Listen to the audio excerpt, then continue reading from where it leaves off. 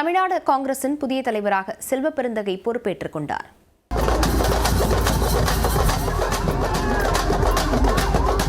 நாடாளுமன்ற தேர்தல் நெருங்கும் சூழலில் கட்சியின் சட்டமன்ற குழு தலைவராக இருந்த செல்வ பெருந்தகையை புதிய தலைவராக நியமித்தது அகில இந்திய காங்கிரஸ். இதையடுத்து தமிழ்நாடு காங்கிரசின் தலைமை அலுவலகமான சத்தியமூர்த்தி பவனில் பதவியேற்பு விழா நடைபெற்றது. இதற்காக சத்தியமூர்த்தி பவன் கட்டடத்திற்கு வண்ணங்கள் பூசப்பட்டு பிரம்மாண்ட மேடை அமைக்கப்பட்டது. அப்போது வாகனத்தில் தொண்டர்கள் புடைசூழ விழாவிற்கு செல்வ பெருந்தகை அழைத்து வரப்பட்டார். மரியாதைக்குரிய தமிழ்நாடு காங்கிரஸ் கமிட்டியினுடைய தலைவர் அண்ணன் செல்வ பெருந்தகை அவர்கள் வாழ்க. விழா மேடைக்கு வந்த செல்வ பெருந்தகையை முன்னாள் தலைவர் KS அழகிரி சால்வை அணிவித்து கைகுலுக்கி வரவேற்றார்.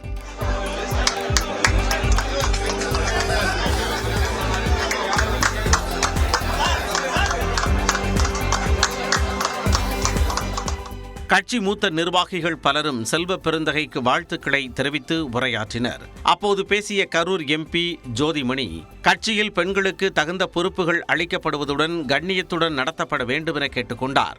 இளைஞர்களையும் பெண்களையும் பெருமளவில் ஈர்க்க வேண்டிய ஒரு தருணம் தமிழ்நாடு காங்கிரஸ் கமிட்டிக்கு இருக்கிறது.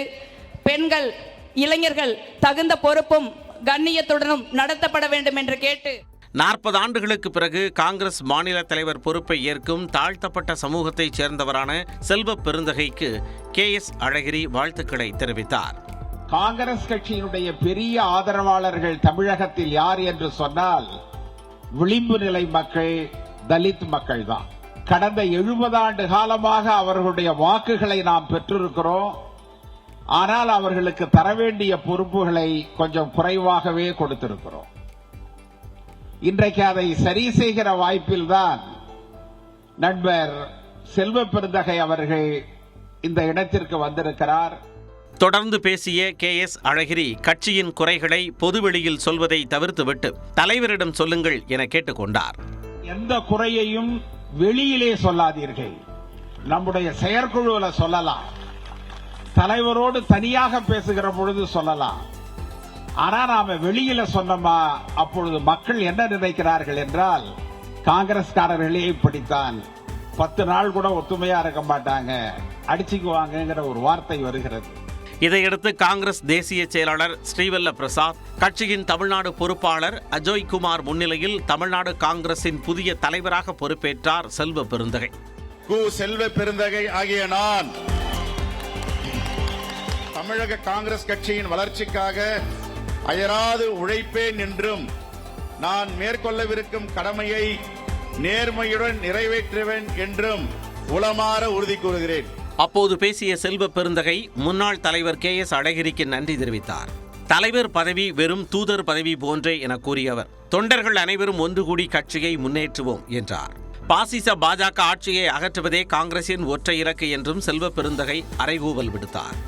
நம்முடைய முதல் சவால் என்பது இந்த பாசிச பாஜக ஆட்சியை இந்தியாவிலிருந்து அகற்ற வேண்டும் என்ற ஒரே ஒற்றை இலக்கோடு நாம் பயணம் செய்ய வேண்டும். மீண்டும் காமராஜரின் ஆட்சியை கொண்டு வருவதே தனது கனவு என்றும் தொண்டர்கள் மத்தியில் செல்வ பெருந்தகை உரையாற்றினார். எங்களுக்கும் கனவு உண்டு, ஒரு நாளைக்கு காங்கிரஸ் பேரியக்கத்தின் பெருந்தலைவர் ஆட்சி வர வேண்டும் என்று.